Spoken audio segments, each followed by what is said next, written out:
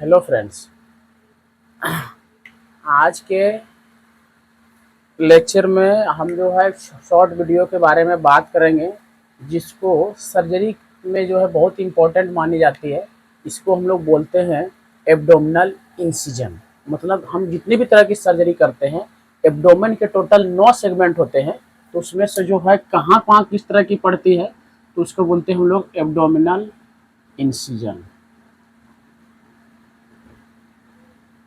अगर मानते हैं ये हमारा एब्डोमेन का ये पूरा पोर्शन है, तो इसमें एब्डोमेन के केस में तो ये यहाँ से एक स्ट्रक्चर ये है और एक यहाँ से ये आने के बाद बीच में आपका जो है अम्बलाइकस होता है।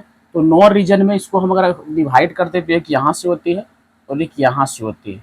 एक लाइन मिड लाइन यहाँ से 1 2 3 3 3 टोटल एब्डोमेन 9 रीजन में बटा हुआ है। तो इसमें जो होता है सबसे पहले आपका बहुत सारे रीजन है, तो इसमें टोटल इंसिजन 8 तरह के होते हैं। अगर कोई इंसिजन अगर यहाँ पे इस तरह पड़ता है आपका जो वो बर्थ चेस्ट रीजन में, उसको बोलते हैं हम लोग पोस्चर इंसिजन होता है पहला। अब पैरामीडियन ये आपका मिड लाइन है, इससे ठीक अगर बगल में पड़ता है लिवर के लिए और भी चीजों के लिए, वो होता है पैरामीडियन पोस्चर इंसिजन पहला।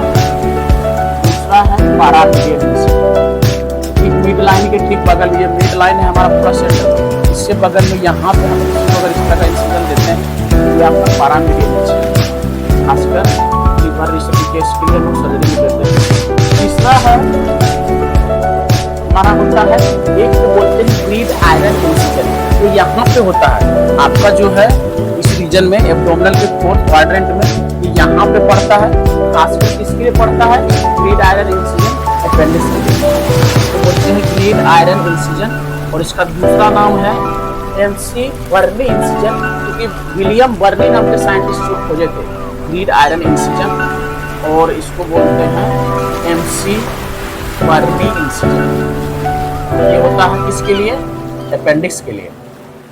अपेंडिक्स के लिए इस रीजन में जो है आपको इलियक क्रेस्ट से यहाँ पे ये आपका पोर्शन होता है इलियक, ये राइट इलियक लेफ्ट इलियक, बीच में ये पोर्शन जो है तो ये आपको यहाँ पे इस तरह का पड़ता है, तो उसको बोलते हैं फॉर अपेंडिक्स के लिए। तीसरा है, चौथा होता है फेनेस्टियल इंसिजन। पी साइलेंट है, फेनेस्टियल इंसिजन।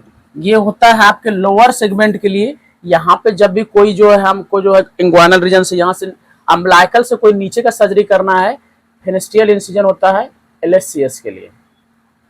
एलएससीएस के लिए फेनेस्टियल इंसिजन होता है। अब 5वां इंसिजन है, टोटल 8 तरह के इंसिजन होते हैं। 5वां इंसिजन है हमारा लेंज इंसिजन।